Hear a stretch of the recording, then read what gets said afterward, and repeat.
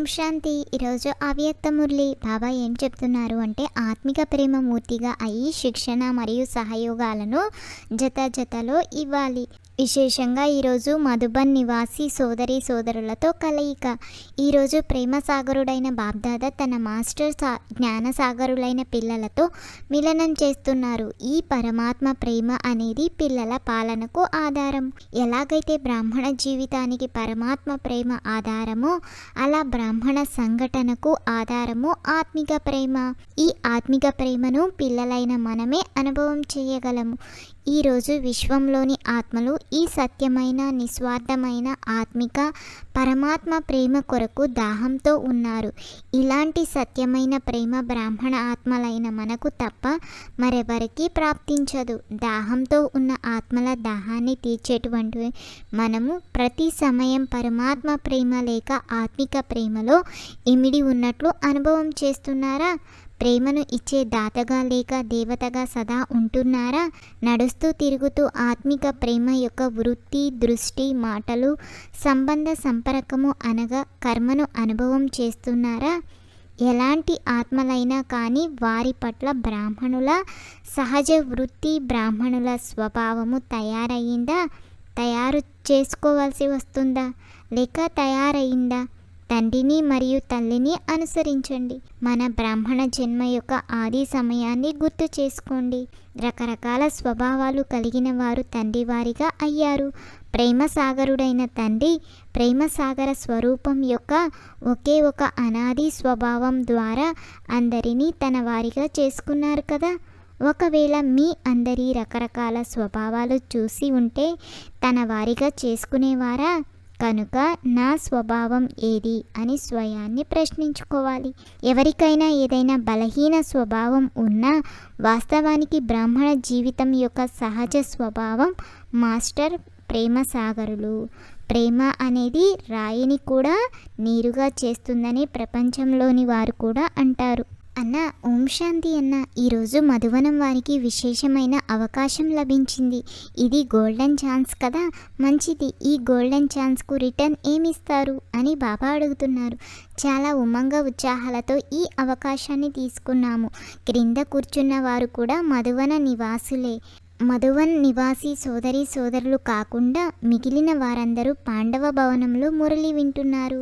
ఈరోజు కేవలం ప్రతి గ్రూపు వారిని కలుసుకునే అవకాశం ఉంది. అందరూ ఒకే స్థానంలో కూర్చుంటే దూరంగా అయిపోతారు. అందుకనే చిన్న చిన్న భాగాలుగా చేశారు. ఇకపోతే అందరూ మధువన్ నివాసులే.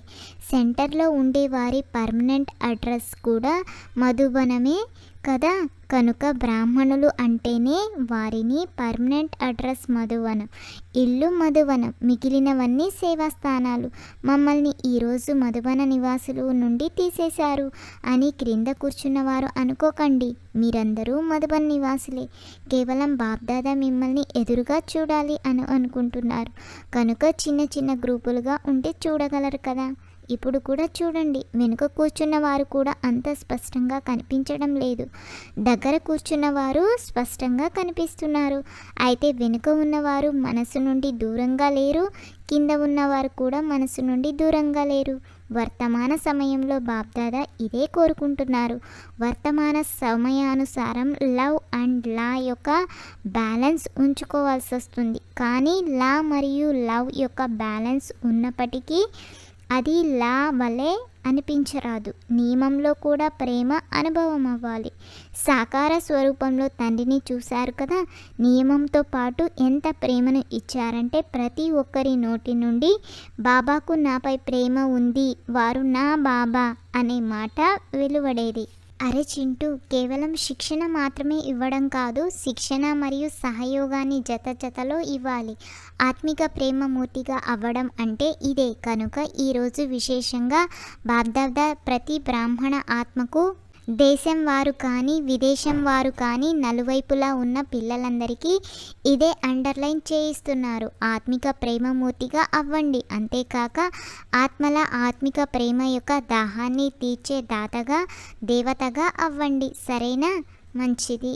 అన బాబా అడుగుతున్నారు, అందరూ తమను తాము అదృష్టవంతులుగా భావిస్తున్నారా? మొత్తం విశ్వంలో అందరికంటే గొప్ప అదృష్టం ఎవరిది? అందరికంటే గొప్ప అదృష్టం నాదే అని ప్రతి ఒక్కరు భావిస్తున్నారా? ప్రతి ఒక్కరు ఇలా భావిస్తున్నారా? అదృష్టవంతులు అయ్యారు కనుక సంతోషంగా ఉంటున్నారా?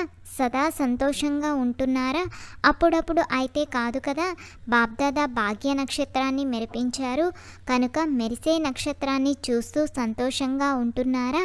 మనసులో సదా సంతోషపు వాయిద్యాలు మోగుతున్నాయా? మనస్సు ఏ పాట పాడుతుంది? వాహ్ నా శ్రేష్ఠ భాగ్యము. ఈ పాట పాడతారా? పూర్తి కల్పమంతా మీ భాగ్యము యొక్క మహిమ జరుగుతూ ఉంటుంది. అర్ధకల్పం భాగ్యం యొక్క ప్రారంధాన్ని అనుభవిస్తారు. అంతేకాక మిగతా అర్ధకల్పము అనేక మంది ఆత్మలు మన భాగ్యం యొక్క మహిమను పాడుతూ ఉంటారు. అన్నిటికంటే విశేషమైన విషయము, మొత్తం విశ్వంలో తండ్రికి ఎవరు ఇష్టమనిపించారు? మీరే కదా ఇష్టమనిపించారు కదా. ఎంతోమంది ఆత్మలు ఉన్నారు కానీ తండ్రికి మీరే నచ్చారు. ఎవరినైతే భగవంతుడు ఇష్టపడ్డారో ఇక అంతటికంటే గొప్ప భాగ్యం ఏముంది? కనుక తండ్రితో పాటు సదా మన భాగ్యం యొక్క స్మృతిని కూడా ఉంచుకోవాలి. భగవంతుడు మరియు భాగ్యము. అరే చింటూ, బాబా అడుగుతున్నారు, అందరూ సంతోషంగా ఉన్నారా? అప్పుడప్పుడు కొద్దిగా ఏదైనా మూడ్ ఆఫ్ అవుతుందా? ఒక్కొక్కసారి మూడ్ ఆఫ్ అవ్వడం లేదు కదా. ఒకసారి మూడ్ సంతోషంగా ఉండడం ఇలాగైతే లేదు కదా. తండ్రిని అనుసరించండి. బాబ్దాదా ఏమైనా మూడ్ ఆఫ్ చేసుకుంటారా? మరి తండ్రిని అనుసరించాలి కదా. బాబ్దాదా వద్ద బ్రాహ్మణ పిల్లల కోసం ప్రత్యేకమైన టీవీ ఉంది. అందులో అందరి రకరకాల మూడ్స్ వస్తాయి. వాటిని చూడడంలో ఎంత మజా వస్తూ ఉండవచ్చు. సదా మహాదానిగా అయ్యేవారి మూడు మారిపోదు. మనము దాతలు కదా, ఇస్తూ ఉండాలి. దేవతలుగా అయ్యేవారు అనగా ఇచ్చేవారు, లేవత కాదు దేవత. ఎన్నిసార్లు దేవతలుగా అయ్యారు? అనేక సార్లు అయ్యారు కదా. కనుక దేవత అనగా ఇచ్చే సంస్కారం కలవారు. ఎవరు ఏమిచ్చినా కానీ మనము సుఖం యొక్క దోసిలి, శాంతి యొక్క దోసిలి, ప్రేమ యొక్క దోసిలిని ఇవ్వాలి. జనుల వద్ద ఉన్నదే దుఃఖము, అశాంతి. కనుక వారు అవే ఇస్తారు కదా. అయితే మీ వద్ద సుఖము, శాంతి ఉన్నాయి. అందరూ బాగున్నారు కదా. మంచిది, మిలనం చేశారు. మేమైతే వెనుక వచ్చామని భావించడం లేదు కదా.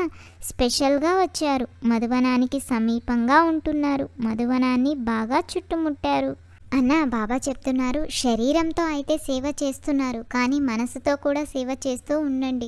అప్పుడు డబల్ పుణ్యము జమ అవుతుంది. మనసా సేవ మరియు తనువుతో సేవ రెండు చేయాలి. ఎవరు వచ్చినా సేవాదారుల సేవ ద్వారా ఏర్పడిన వాయుమండలాన్ని చూసి లాభాన్ని పొందుకొని వెళ్తారు. కనుక సేవ చేసే సమయంలో ఎంతమంది వస్తారో అంతమంది ఆత్మల యొక్క పుణ్యము లేక ఆశీర్వాదాలు జమ అవుతాయి. తనువు ద్వారా మరియు మనసు ద్వారా ఇలాంటి సేవ చేస్తున్నారా? మీరు డబల్ సేవాదారులా లేక సింగిల్ సేవాదారులా? డబల్ సేవ చేస్తున్నారా? సేవకు ప్రత్యక్ష ఫలం కూడా లభిస్తూ ఉంటుంది. ఎంత సమయం సేవలో ఉంటారో అంత అదనపు సంతోషము లభిస్తుంది కదా. కనుక ప్రత్యక్ష ఫలం కూడా తింటున్నారు. ఆశీర్వాదాలు కూడా జమ అవుతాయి. అనగా భవిష్యత్తు కూడా తయారైంది, వర్తమానం కూడా తయారైంది. పిల్లలు తమ ప్రారంధాన్ని చాలా సహజంగా మరియు శ్రేష్టంగా తయారు చేసుకుంటున్నారు అని బాబ్దాదాకు కూడా సంతోషం అవుతుంది. కేవలం సేవ అంతే. ఇక ఏ ఇతర విషయాలలోకి వెళ్ళకూడదు. సేవ అనగా జమ చేసుకోవడం. ఎంత సమయం లభిస్తే అంత డబల్ సంపాదన చేసుకోవాలి. అనగా ప్రత్యక్ష ఫలం మరియు భవిష్య ఫలం కూడా. సేవ యొక్క అవకాశం కూడా ఆత్మలమైన మనకు ప్రాప్తించింది. సేవాదారులై బాబ్దాదాకు విశేషమైన ప్రేమ ఉంది. ఎందుకంటే బాబ్దాదా కూడా విశ్వసేవకుడు కనుక సమానంగా అయిపోయారు కదా. మనసును బిజీగా ఉంచుకున్నారా లేక ఖాళీగా ఉంచుకుంటున్నారా? మధువనం అంటే స్మృతి మరియు సేవ. నడుస్తూ తిరుగుతూ మనసు స్మృతిలో లేక సేవలో బిజీగా ఉండాలి. అందరూ సంతోషంగా ఉన్నారా? అప్పుడప్పుడు సంతోషంగా ఉండేవారైతే కాదు కదా, సదా సంతోషంగా ఉండేవారు. మన సంతోషాన్ని చూసి ఇతరులకు కూడా సంతోషమవుతుంది. అరే చింటూ, బాబా ఈరోజు వరదానం ఏమిస్తున్నారంటే, స్నేహం అనే విమానం ద్వారా సదా సమీపతను అనుభవం చేసే స్నేహి మూర్తి భవ. పిల్లలందరిలో బాబ్దాదా యొక్క స్నేహము ఇమిడిపోయి ఉంది. స్నేహ శక్తి ద్వారా అందరూ ముందుకు ఎగురుతూ వెళ్తున్నారు. స్నేహం అనే విమానం తనువు లేక మనస్సుతో, హృదయంతో తండ్రి సమీపానికి తీసుకువస్తుంది. భలే జ్ఞానయోగాల ధారణలో అందరూ యథాశక్తి నెంబర్ వారుగా ఉన్నారు, కానీ స్నేహంలో ప్రతి ఒక్కరూ నెంబర్ 1గా ఉన్నారు. ఈ స్నేహమే బ్రాహ్మణ జీవితాన్ని ప్రదానం చేసేందుకు మూల ఆధారం. స్నేహం అంటే అర్థము సమీపంగా ఉండడం, ఉత్తీర్ణులుగా అవ్వడం మరియు ప్రతి పరిస్థితిని చాలా సహజంగా దాటుకోవడం.